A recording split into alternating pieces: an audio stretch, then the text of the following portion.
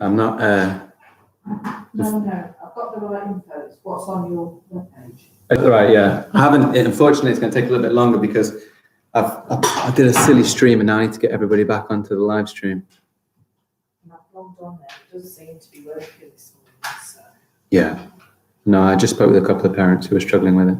It's going to take me a little while because my. That's fine. Do you want me to pop in about Carcast? Yeah, maybe. I put the wrong live stream up. It made it do it through some software. My computer doesn't have this software, so I've re-put it on. So I wonder if the kids will work out how to do it. Oh yeah, I've got some people in. Hello. We've got some people in. I'm sure they'll work it out eventually. I'll just leave this on for a second. 5 people in now. They're working it out. Yeah. Oh, it's good. So you're I'll just in the classroom or are you on YouTube?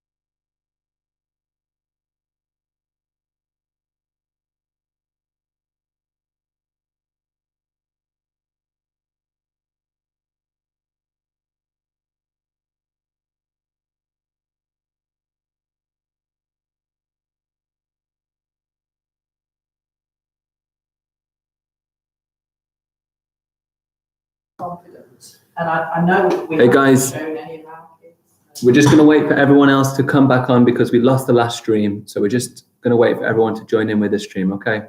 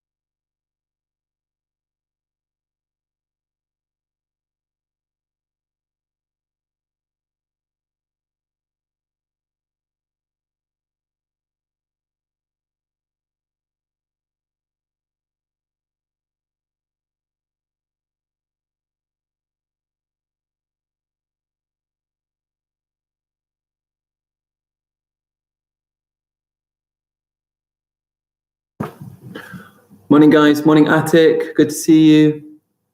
Good to see, who else have we got? It's Yusuf, lovely to see you. Well done.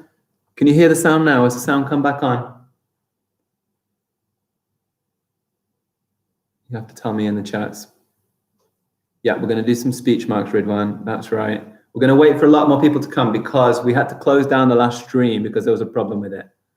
So I'm going to put the sound back off and we're just going to bear. Hey, Khadija, good to see you. Well done. Sound's back on. That's good. So I'm just going to leave it for a minute. So will you just hang on for a couple more minutes whilst we wait for other people to join? I can see the numbers are going up.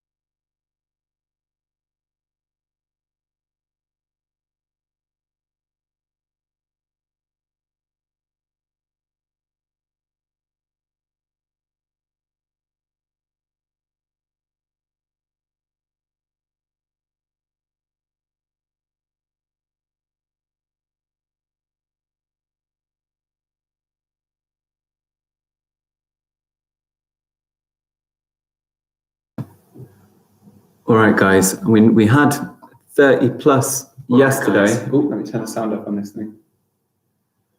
So I might just hang on a little bit longer. Can you hear the sound now? The sound should be back on. I did have you on mute for a second. Will you remember, and I know this is a really YouTubey thing to ask, but can you try and subscribe to the school's channel? It really helps if you've got more subscribers. Hi, Yusuf. Good to see you. Who else have we got on here? Mahayman's back. Well done. Noah, good to see you. Well done, Noah. I can see the numbers are going up. Ooh, subscribed on 2 accounts. That is it. That's what I want to see. Well done. We need to get to 1,000, you see, and then I can start doing it on my phone, which will make life a lot easier. Good, Sarah. Thank you so much. Well done, Fahima. It's good work.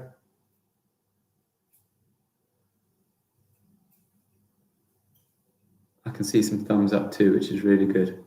Well, I tell you what. We might as well get going, okay? Because people can join in later and they can watch it as things go on. So happy Friday, first of all. Well done, everybody, yesterday who joined in. There was so much fantastic work. I also saw afterwards when I linked that video for speech marks, loads of you went on because I can see the numbers. They rose really quickly after the live stream. So it was really good to see everybody doing that, which is fantastic. Also remember that your chat is all recorded. Yes, it stays there. And be sensible in the things that you say and write in the chat, because anytime someone plays back the video, all of your conversations will be there. I don't know, is it on that side or is it on that side on your screen? It's probably all the way up here, isn't it? I thought, should we start with some reading news? We've got a special guest to start us off with some very exciting news to tell us. The one and only Mrs. Davis. Here she is. Hello. Hi, everybody. Mr. Jordan's just asked me to pop in this morning because he's been really thrilled by your engagement on Oxford Reading Buddy. Now, first of all, I know that over the last few days on the Oxford Reading Buddy website, there has been some problems logging in. And I know a few parents have emailed me and said, can you sort it out, Mrs. Davies? But unfortunately, I'm not Oxford Reading Buddy website. They will sort it out. And I believe this morning I've logged on and it seems okay this morning. I'm not promising it will be okay all day, but if you are having problems logging in, it's not you, it's them, and they are sorting it out.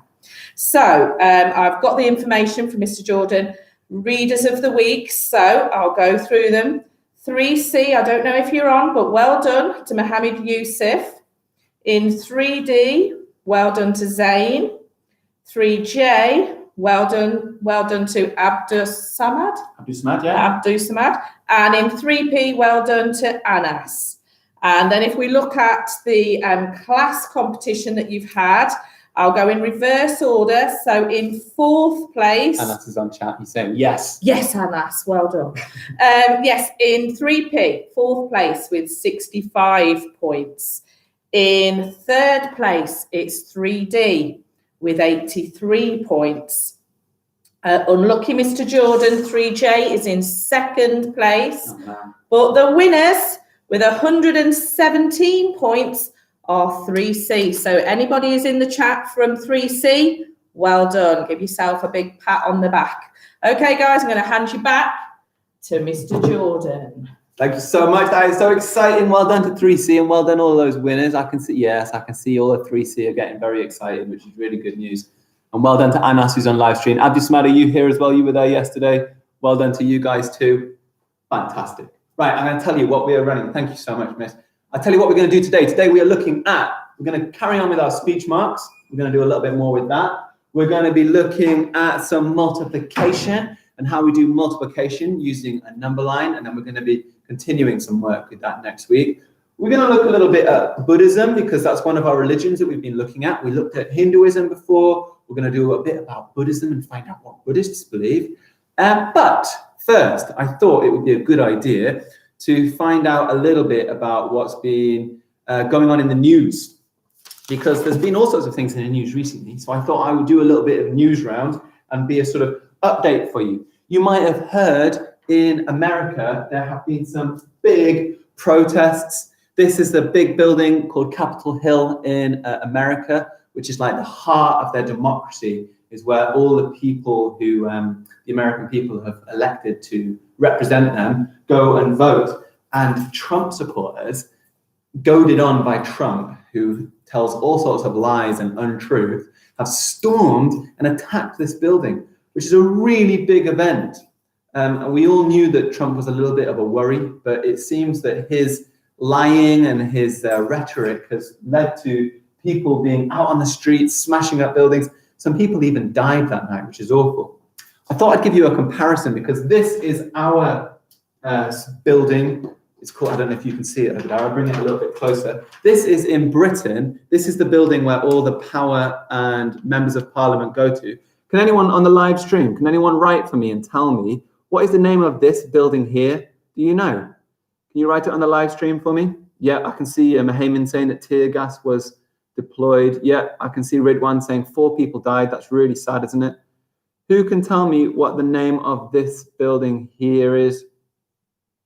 Oh, Big Ben is a really good one. There is a bell in this building here, which is known as Big Ben. The actual tower itself is actually called Elizabeth Tower, not Big Ben. So it's not quite Big Ben. That's just the name of a bell. Does anyone else know what the building is? It is in London. Well done, those of you who've spotted that this is a building in London. Houses of Parliament. Well done. I can see it. Fantastic. These are the Houses of Parliament. This is a famous tower. It's called Elizabeth Tower, where the Big Ben bell is.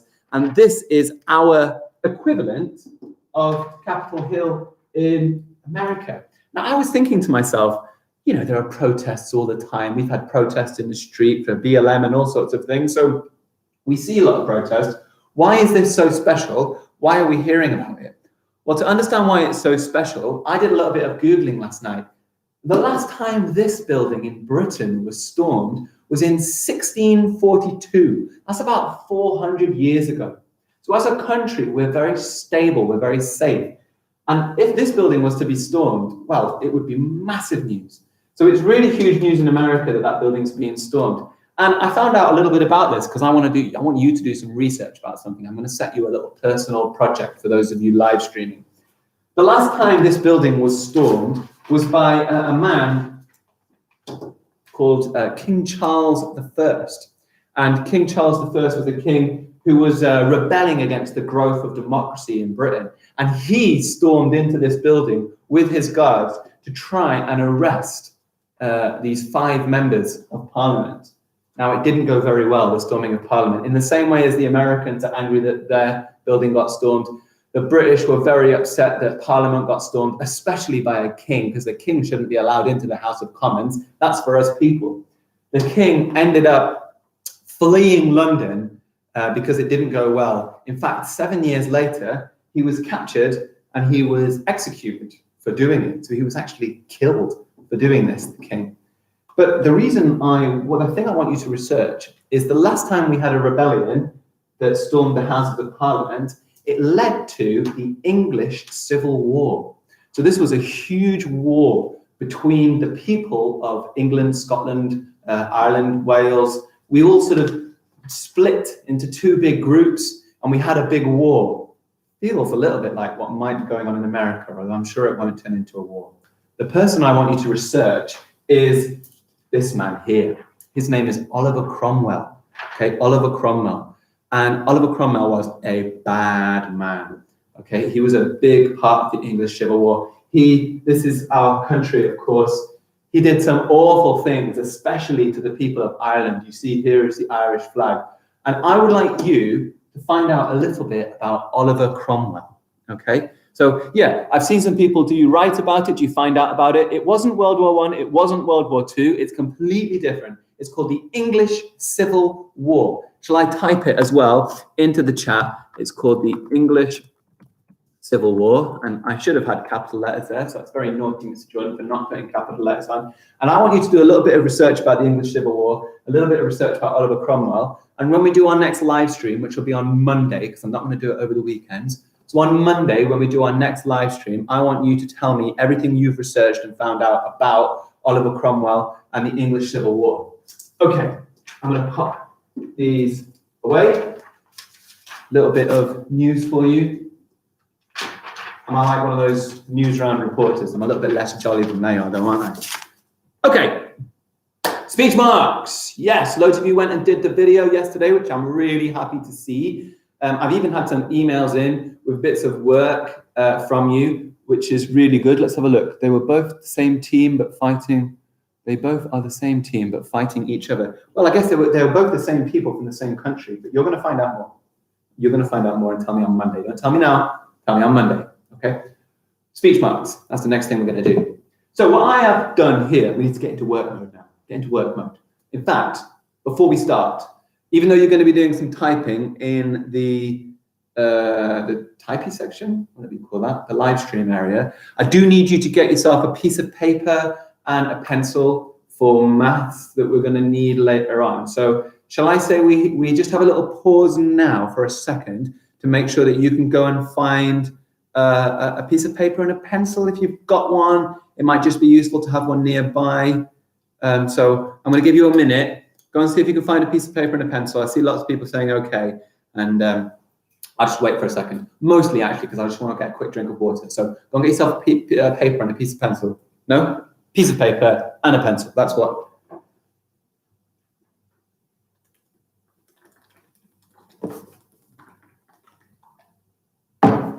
Okay, I can see a lot of people have already got one, which is really good. Well done, Noah, for being prepared. Yeah, oh, look at all these people, already prepared, already found it, already prepared, on it. I'm waiting, don't worry, we're not going anywhere. Got an opportunity to ask any questions, I guess, whilst we're waiting. I'm waiting, don't worry, got it, have it, well done. Good work, guys. Got 34 people with us today. That's about the same as yesterday. We need to increase those numbers, don't we? We've got 120 children in our year. Only 35 of you are turning up to this work. So if you do talk to any of your friends, do try and encourage them. It's really important that we get as many people online as possible. I see those numbers are fluctuating a lot. It was 35 a second ago. It's gone down to 32. People must turn in and turn off now and again. Yeah, it looks like one class, but it's a little bit of 3J, a little bit of 3P, a little bit of 3C, a little bit of 3D in here. We need a bit of, we need everybody. Okay.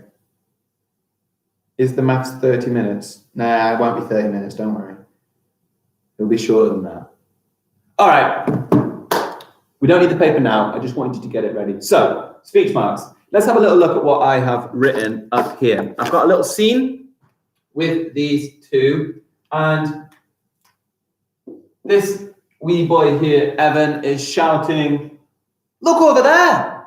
That's what he shouts. Look over there. Those are the exact words that are coming out of his mouth. If I was going to draw a speech bubble, it would say, "Look over there." Hey, quick question for you. I would like you to write this in the chat, please. Why does "look over there" have an exclamation mark at the end of it? Why is there an exclamation mark at the end of "look over there"? Tell me in the chat. Oh, I can see Miss Cho is in the chat as well. That means there's one less child than I thought there was. But she's here, joining in. Maybe Miss Cho can help with the answer as well. We've got an exclamation mark at the end of that sentence. What does it mean? Ooh, Omar said he is shouting. We've got Ridwan, cause he is shouting. What's that cause word? You think? I think you mean because. Because he is shouting. Yeah, loads of people are saying shouting. Yeah, he could be shouting. He could be exclaiming. He could be shouting. Look over there. Right? It doesn't have to be a shout. The exclamation means it is an exclamation. Something strong is being said. Actually, it doesn't even mean like an angry thing. A lot of people always think it means like warning or anger. But I could say, that is so great!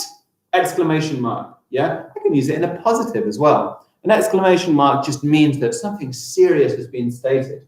Okay, look over there, shouted Evan. Now, I went to a new line. I went to a new line because new line for a new speaker. New line, new speaker. Okay, whenever a new person is speaking, we always go to a new line. So Alice replied, let's have a look, I'll do her little speech bubble. What is it? The speech marks go around the bits that are being spoken, okay? These are the bits that are being spoken, so that is where the speech marks go. Look over there. End of speech marks, shouted Evan. Alice replied, what is it? Okay, only around the words that are being spoken. Here's your little challenge for me. What I would like you to do, I would like you to carry on this dialogue a little bit. So we've got look over there, shouted Evan. Alice replied, what is it? I want you to do the next bit of dialogue. What does Evan say next? And what does Alice say after that? Okay, so what does Evan say next? What does Alice say after that? Can you go and write that in the chat? I'm going to be reading it, and I want to see those speech marks, please. Let's have a look in those speech marks. What is being written?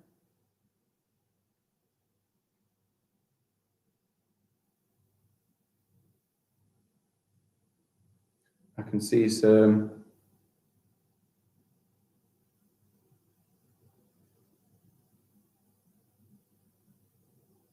I can see lots of chat going on here.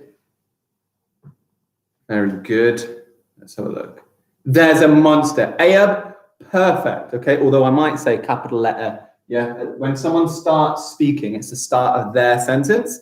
So even though this is not in the middle of the sentence, even though it's in the middle of my sentence, because it's the start of Alice's sentence, it needs a capital letter, okay? So whenever you start speech, you always use a capital letter. What, dear? Nice. No, a tank. I'm not quite sure what the tank bit's all about. Oh, there's a tank, is there? Well, it needs speech marks around it, please. A big deer. My goodness. There's a monster. Yeah, very nice. It's an abandoned castle, said Evan. Ooh, I like it. Yeah, very good. I like an abandoned castle. Do you know what? You could have a whole story about that abandoned castle. That's really, really good. There's a monster. Very nice. Evan, there's an alien. Good use of exclamation mark as well there. Dawud Ali, fantastic. Good boy. Very nice. Attic, there's an Irish elk. Yeah, nice one, Attic. An Irish elk. Yeah, there might be an Irish elk over there. You just do not know, do you? Nice one. He's bullying him. There's a killer wolf. There, a killer wolf. There is a ghost. Thank you, Anas. Good use of an exclamation mark. Where? Question mark. Hey, you guys are getting so much better at using these speech marks. There's a saber-toothed tiger, Abdul. And now one thing, Abdul, you need to think about at the end of there's a saber-toothed tiger, there needs to be the speech marks at the very end of it as well, don't there? Again with you, Fahima Begum, it says he is going to fight. Very good. I've got a parent calling me right now, but I can't answer that. Thank you. Good, you're welcome. I said your name wrong. What is it then? Naheeman, what's your name? Oh, did I say Abdul? I was looking at the wrong part. Sorry, Naheeman. There's a fire jet. Very good. Okay, guys, you're getting really good at using these speech marks, which is great news.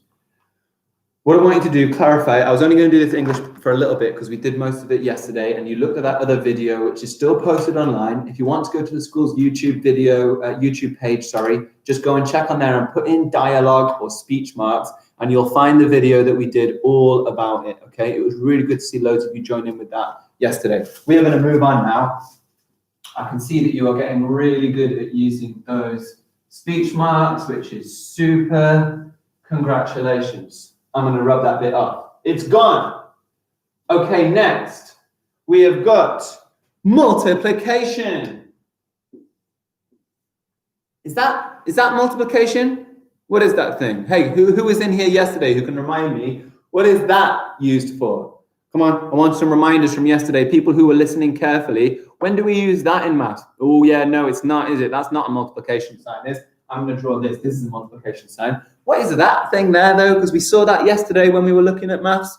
What would we use that for? That is the x-axis. Good boy. I might use that for the x-axis along the bottom. And of course, that was my y-axis because we were doing, those of you who were with us, do you remember we were doing bar charts and data handling, very good. But today we're not looking at that x-axis or the x that we use in maths. We're looking at times or multiplication. I don't like this pen, not very good. Let me see if I've got another one over here. Here we go. This is a nice big black one. Just, I like it. Multiplication. Whoa, that's a long word. Multiplication. Multiplication. 5 syllables. My goodness, that would be one whole line in a haiku. Multiplication. What is multiplication? That's my first question. It's over to you to answer. Could you write in the comments, what do you think multiplication is? Got Noah saying this is easy. Explain to me what multiplication is then. Huh? I want to know. If it's easy, let's see it. Ah, Mahaymin, always coming in with the right answer, hey? I'm Yusuf, times table. Well done, Yusuf. It isn't times table necessarily. Times tables doesn't really explain what multiplication is. I froze there. I couldn't really explain what a times table is. Times tables are numbers. When you multiply 2 numbers together, that's what your times table is, I guess. Times, it's times. Times is another word for it. The real answer is that it is repeated addition. Okay? So if, for example, I had 3 times 3, or actually, I'm going to use a different word, because in class, sometimes I say 3 lots of 3, but I'm going to start saying 3 multiplied by 3. And actually, because I was looking at some of the SATs papers, it's really important that we get the terminology and language right. We're going to say 3 multiplied by 3. And I'm going to show you why that's important in a second. So look, 3 times 3, what's happening? Well, I'm going 3, 3, 3. I'm adding 3 times. Okay? Let's have a look at this in another way. Let's say I did 4 multiplied by 3. Now, this tells you why the word multiplied is really important. If I said 4 lots of 3, 4 lots of 3 would look like this. 3, 3, 3, 3. And I would have 4 lots of 3. But I'm not going to use that word anymore, because after I've looked at the tests, we're going to say 4 multiplied by 3. And what that means is you've got 4 and you do it 3 times. So 4, 4, 4. If that answer's the same, it doesn't matter. But I was just looking at the language, and it's important that we make sure that we're using whatever the most up-to-date one is. So we're going to say 4 multiplied by 3, which means we've got 4 3 times, if that makes sense. So 4 plus 4 plus 4. Right, over to you to do one. Let's say I've got this calculation now, and it is 6 multiplied by 5. 6 multiplied by 5. I don't want to know the answer. I'm not interested in the answer. I want to know, what does 6 multiplied by 5 look like? Okay? Don't give me the answer. Well, you can give me the answer afterwards, but I want to know, what does 6 multiplied by 5 look like? Can you show me that in the chat, please? What does it look like? 6 multiplied by 5. Yeah, it's not just 6 times 5 equals 30. That's not the right answer, because what I want to know is, what does it look like? Not the answer. I want to know, what does it look like? Come on. Ooh. Ridwan. Very good. Ridwan's the first guy almost to get it, although Ridwan, yours is missing an operation in there. There's some operation that needs to be there.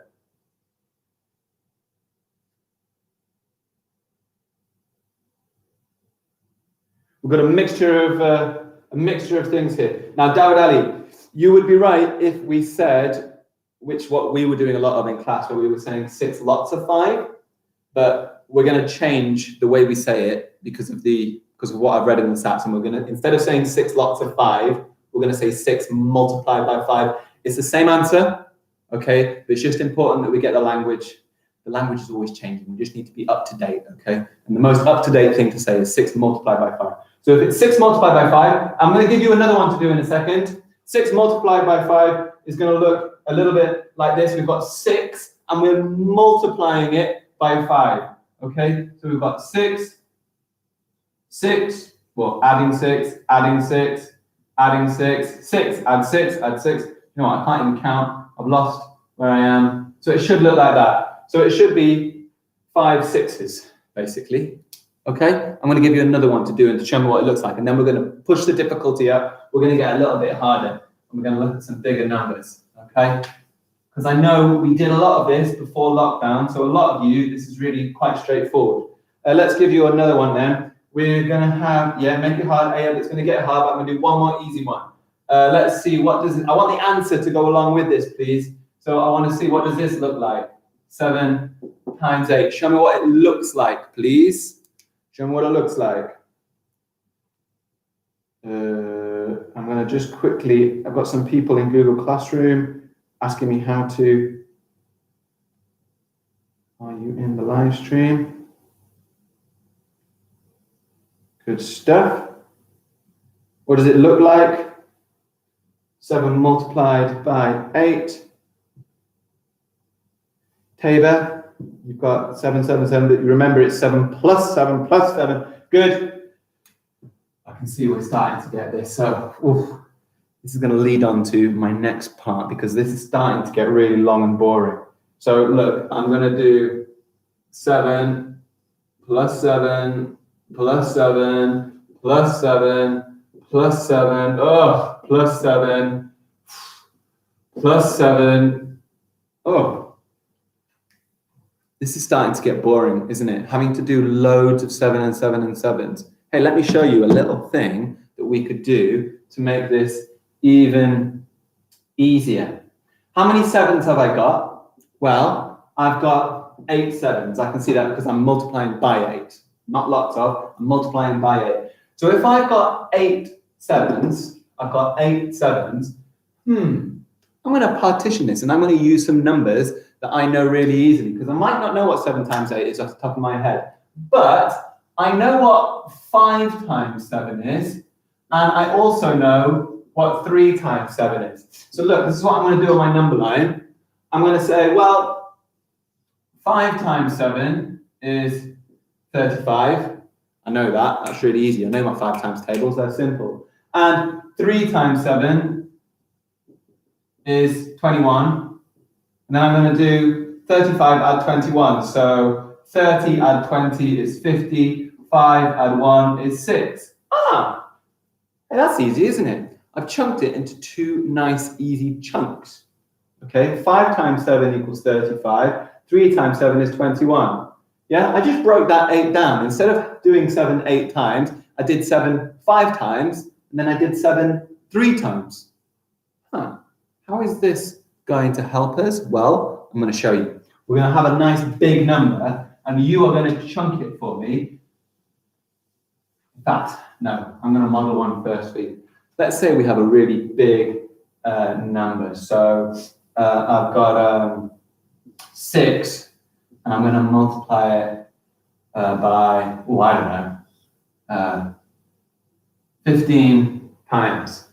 Now, I don't want to draw the big long line and go over and over and over and over again 15 times. So can you tell me in the chat, what could I break this up into? Can I partition this number into 2 really nice, easy chunks? In the chat, how could I partition the number 15?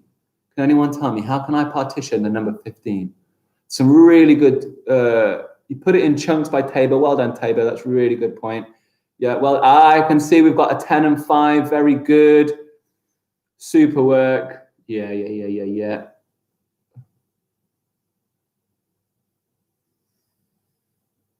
Oh, I like this. I've got some people who are spotting some really easy. Yeah, okay, good. Yeah, 15. I can break this up into 10 and 5. So look, you're saying, how does that help me?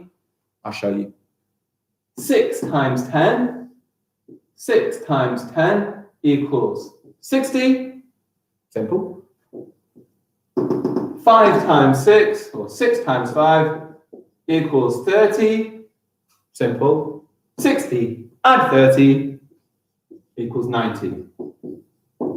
Whoa. How easy was that when I chunked it into little pieces? Okay, that's not a very good 90. It's not meant to say 96. So I took 10 times 6 and then 5 times 6. In other words, I broke that down and I did 6 times 10 equals 60. 6 times 5 equals 30. I added them together and I got 90. Do you know what? I'll do this.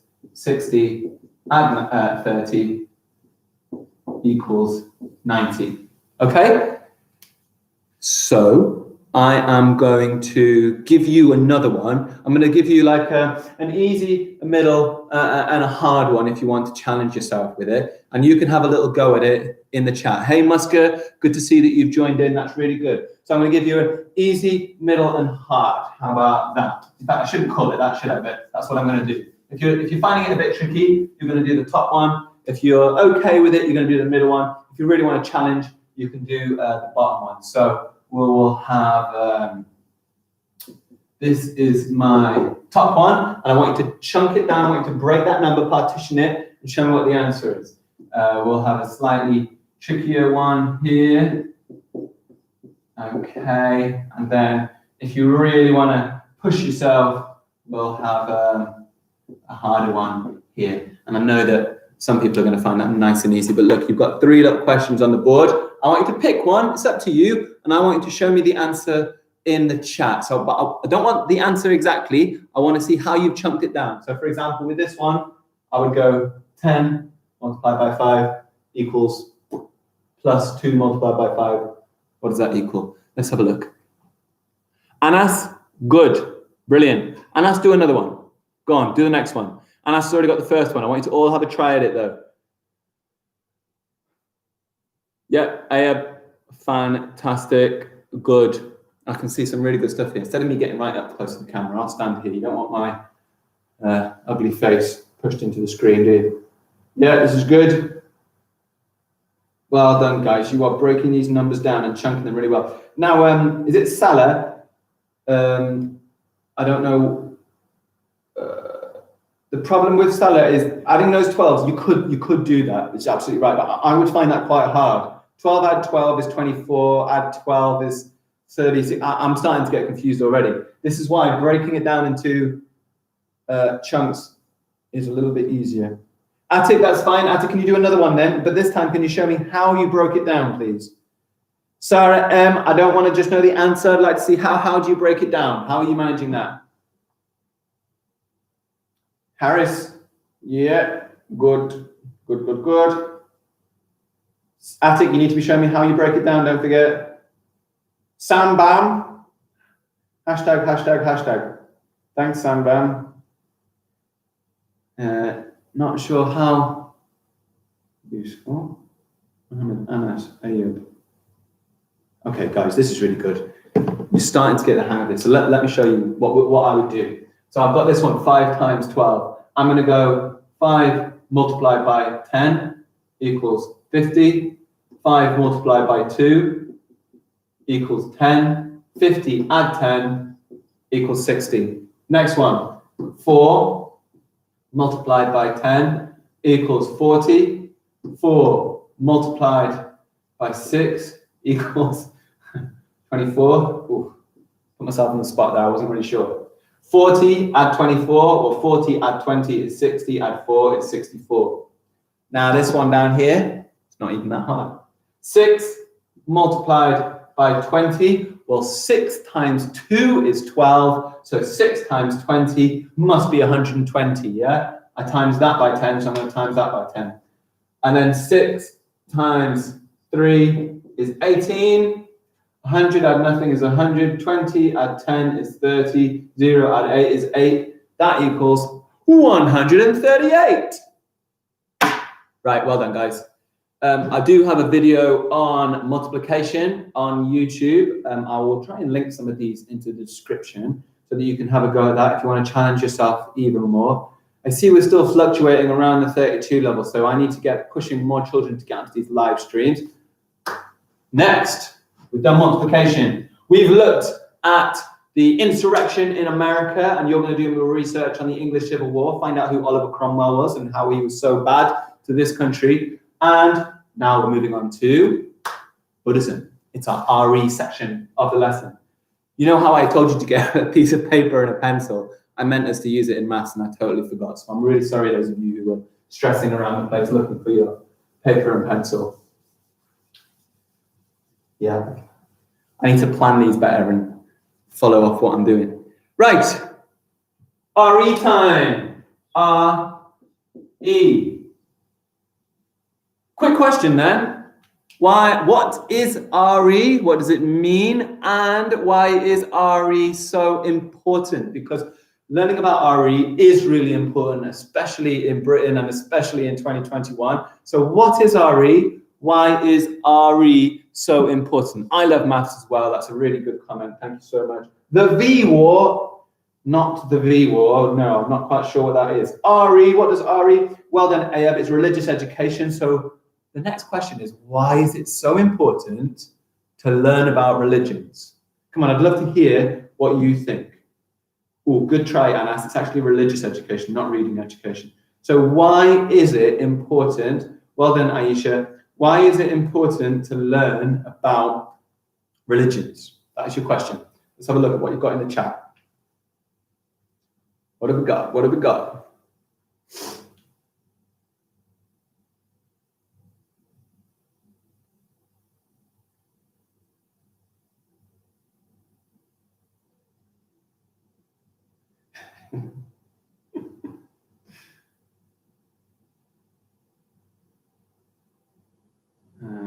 Let's have a look at this. What have we got? Religion. So God is not mad at you, Noah. That's not necessarily why we look at religions. I'm sure if you live your life well, God won't be angry at you. To see how other people look at things, Mahayman, that's really good. I've got Ayub saying, so you can be clever. It's important to be clever. It's important to be educated. Because it's in the past, says Tabor. Well, religions did all start in the past. You know, the oldest of the big religions is Hinduism. This is the oldest of the big religions, which is Hinduism. And that's been around for several thousand years, but they're still very much here present today. Yeah, have respect. I really like that one. Understand that different people have their own faiths so that we understand different. Yeah, it is really, isn't it? Because they might do something different to us that we don't understand their religion. Yeah, I love these. So you don't be racist. That's an interesting one. Chinese is a comment that we've just got on there. Yeah. Chinese people don't really have a religion, actually. Most of China is an atheist country, which means they don't believe in God. But they do follow the traditions of people like Confucius, and they do have a long history and culture. Yeah, I'm going to stop. You don't need to write anymore. These are really good. The answer is understanding other people's religions is important because, A, religion is the most important thing to those people who believe in religion. Okay, so if you're a Muslim, then Islam and Allah are the most important things to you. Same for a Christian, same for a Hindu. And if you're a Hindu, then being a good Hindu is the most important thing to you. And we need to understand why people act the way they do. And the best way we can understand that is, first of all, to understand their religions. Another thing I like what Attic said is that we see people doing things differently, and we might think, wait, why are they doing things differently? I'm not quite sure. Why are they dressed differently? Why do they wear that hat? Why have they got a bangle around their hand? Why are they wearing a kara? I don't quite understand. And when we don't understand things as humans, often we get scared, okay? This is what has been happening over here in, I don't know where my picture has gone, but over in America, that's what's been happening. Yeah, people don't understand what's going on, and so they got scared and they raided the place and they ransacked it. Okay, it leads to fear when we don't understand other people and we don't know what's going on. So we need to learn about other people's religions to understand them, understand their perspective, and realize that actually we're all different, but we all want the same thing, don't we? We all want to be happy, we all want to love one another, and we all want to be successful, I guess. This was the last religion we looked at, which was Hinduism. Okay, now Buddhism is what we're looking at today. I'm dropping pieces of paper all over the place, so give me a second. Hinduism, as I'm sure you all know, because we looked at it in class and we did videos, has many different gods. It is a very different religion to the Abrahamic religions of Christianity, Judaism, and Islam, because in Islam, Judaism, and Christianity, there is only one God. Whereas for Hindus, they have many gods. This is just three. I've got Brahma, Shiva, and Vishnu here. They are the creators, destroyers, and maintainers. But there are many other gods. In fact, they've got so many gods. Here is a god called Ganesh, who has an elephant, doesn't act as the multiple arms, and do many, many things and be in many places. Hinduism, many gods. Here are even more gods that I found out. And it is old. It is an old religion. It is far older than Christianity. It is way older than Islam. It has been around for a very long time. So that's Hinduism. Originates in India.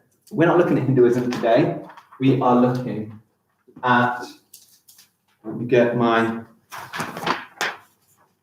Buddhism.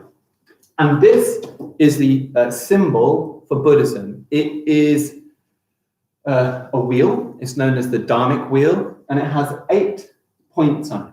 Okay, we're going to find out why those 8 points are so important. And this guy, known as the Buddha, is the sort of founder, the originator of Buddhism. And I just thought, but 8 points of life, similar to that. I thought before I tell you anything about Buddhism, because this is what we would always do in class, isn't it? I would find out what you know first. Could you tell me what you know about Buddhism already? I think I might have posted a video about it this week, so you can show off whether you were listening or not. But could you pop into the comments everything that you already know about Buddhism for me, please? Let's have a look. And I'm going to have a little read, see what you can tell me about Buddhism. Let's have a look what we've got. I can see Mahayman's already got a point. Lisa believes in that God. This is not a God, actually. This is not a God. This is the Buddha, who is an enlightened human, but not a God. From northern India. Oh, very good. It is an Indian religion, just like Hinduism. It did originate there. Of course, even though it started in India, Buddhism has spread all around the world, and there are all sorts of different types of Buddhism everywhere. It's a very trendy religion. You have a lot of it in like California and places. Okay, but that's a very good point. It did start in India. I like that. Good boy. The first one is in India. Yeah. Ooh, Noah says they breathe in and out of the mouth. Although all humans do, I think I know exactly what Noah is talking about. They do believe in being calm and meditating, which is a really good point. Let me read a few more of these before I move on. He is a good person. Yeah, I would say that he's a good person. In heaven is an interesting thing. Someone said about heaven, Buddhists don't really have a heaven. Okay, I know that that's something that the Abrahamic religions, which are Judaism, Christianity, and Islam, and these three religions are very, very similar, and they do believe in a heaven. But Buddhists don't quite have a heaven. Indian and Hindu is the same. Now, that is a really important thing to say, is not true. Okay, India is a country, and the people from that country are called Indians. Hinduism is a religion, which is separate. There are a lot of Hindus in India, but not all Indians are Hindus. Many Indians are Muslims, many Indians are Sikh, many Indians are Buddhist, many Indians are Christian. There are lots of religions in India. Okay, it's a bit like saying being French is the same as being Christian. Well, no, many people in France don't even believe in God. So that's just a careful one, but I'm really glad that you said it. I don't want anyone to not try and say something. Yoga and Buddhism linked. They don't believe in hell or heaven. Yeah, not really, although we're going to talk about that a little bit more. Respecting people. Oh, Harris, very nice. They are reborn every time they die. I like this. Oh, it's the fourth largest religion. Is that true? It might be. Do you know what? I don't even know that. Okay, I'm going to stop looking at the chat and I'm going to tell you a little bit about it. Buddhism started a long time ago. Let me write it up here as well.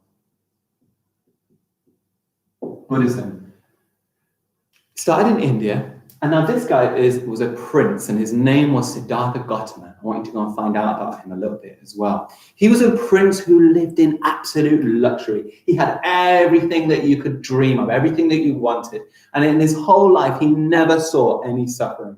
Okay, because he was a prince, the people around him would have removed anything painful or anything that might have made him upset, and he lived the most luxurious, wonderful life.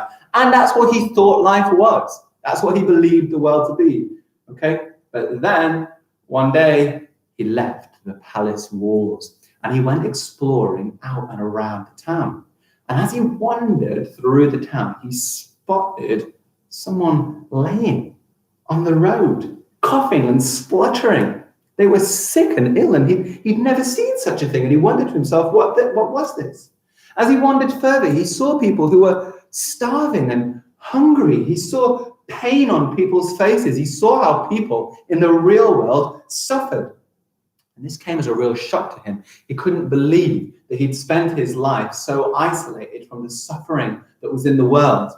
And it shocked him to his core. And he went and left, and I'm cutting a lot out of this story.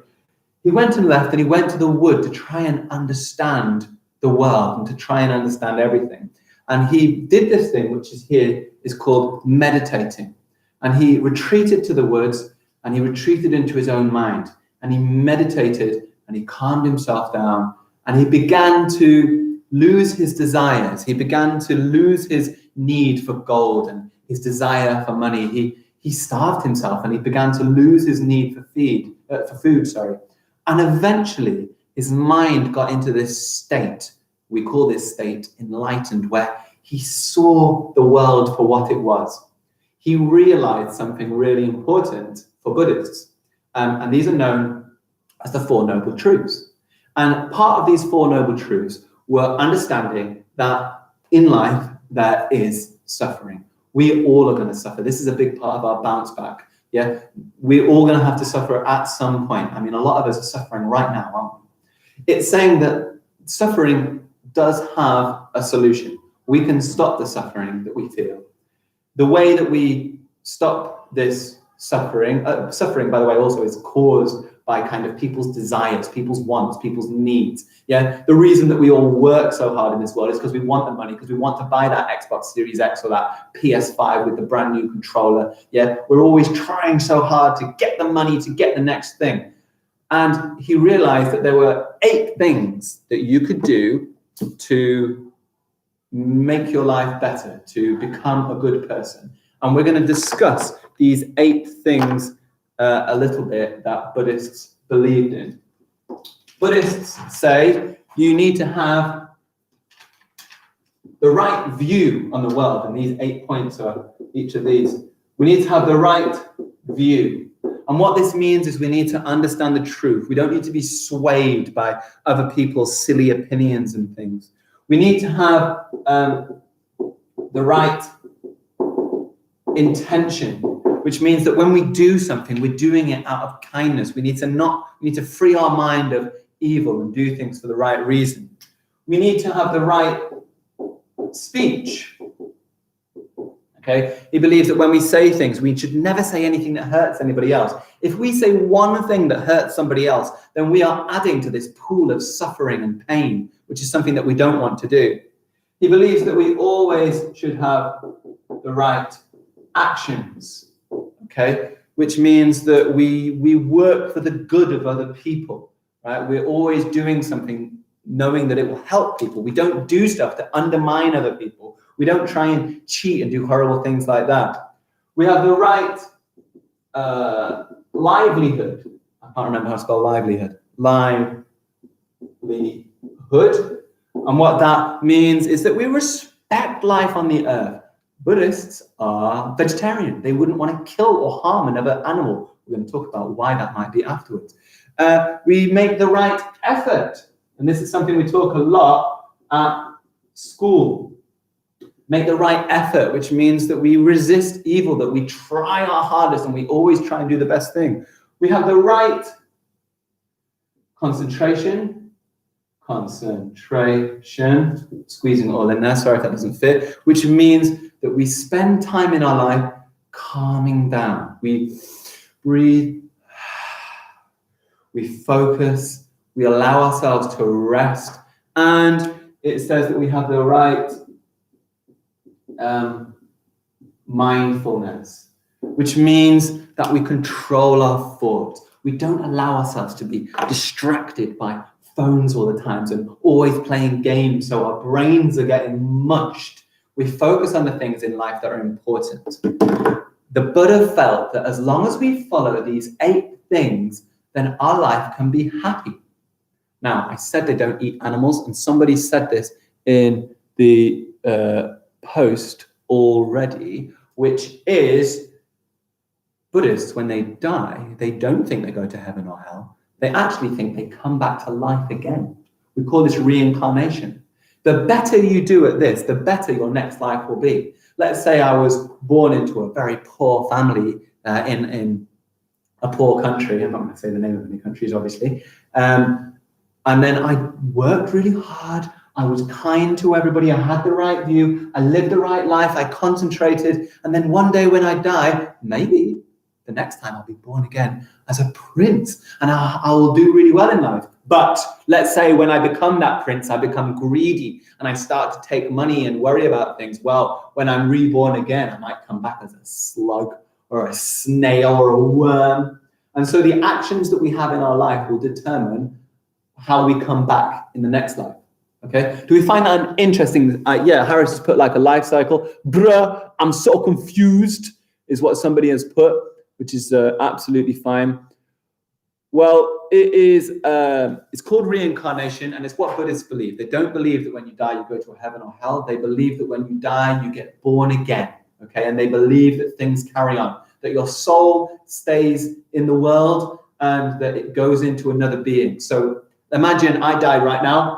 Well, maybe a lamb is being born in a field somewhere over there, and I become that lamb, and I'm jumping around. And if I'm a really, really good lamb through my life and I do the right intentions, when I die as an old sheep, then I might come back as, I don't know, as like a person born into a really nice family in London, and I live a really nice, happy life. So they believe in this cycle of life. Big question is, do they believe in God? And actually, a Buddhist not really sure about God. It could be quite hard to ever know whether God is real or not. And so they don't really believe in God in the same way as, let's say, a Muslim or a Christian or a Jew does. Okay, we have gone on for a really long time, and I've been blabbing on and on and on. I'm starting to get bored by my own voice, which probably means that you are a little bit. Does anyone have any comments that they would like to write about Buddhism, or any questions about it just before I leave? Hey, Khadija. Buddhists believe in a cycle of death and rebirth. You're absolutely right. Very good. Yeah, Mr. Jordan is my name. Pastel Kitty Love. If you're coming from another school, it's good to meet you. Well done. Let's have a look. Makes him Zen. Yeah, any other questions? Don't need to worry, Attic. I know you're always worried about everybody. Anybody's allowed to join this. When are we going to do war after World War II? You're going to learn about World War II when you get to year 4, okay? Or actually, it might be year 5. I'm not 100% sure, but we don't really do that. Buddha don't believe in reality. I'm not sure whether Buddha believes in... Buddha does kind of believe in his own reality. This is the important thing, I guess. We might have our own beliefs, but other people might have different beliefs. And we need to respect everybody. Just because maybe we believe in Allah, or just because we might believe in the Torah, it doesn't mean we're right.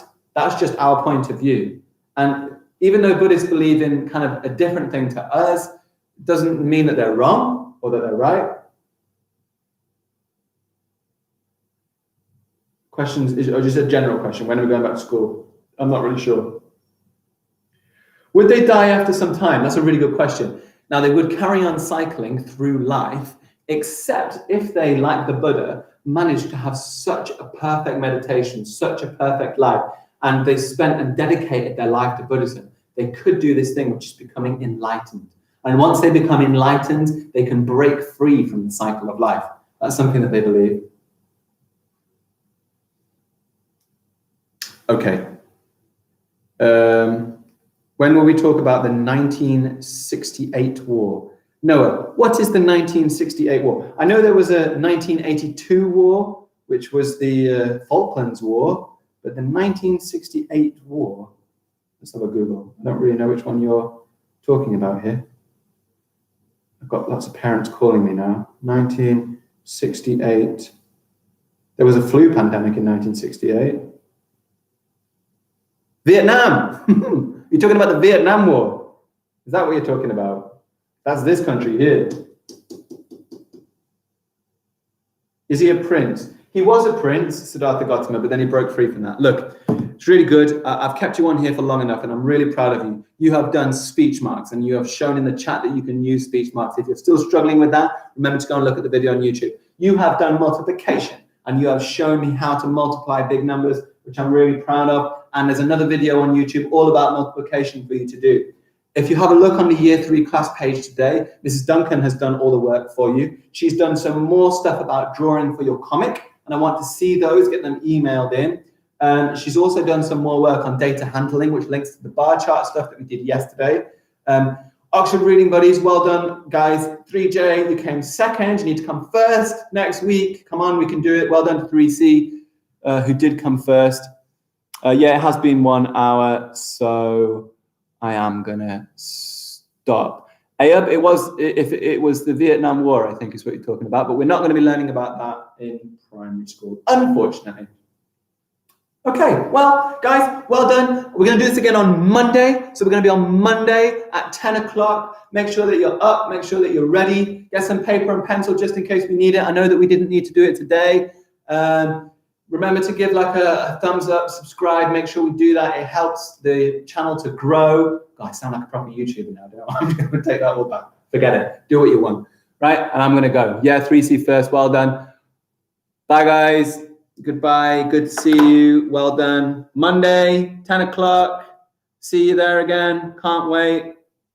Bye-bye.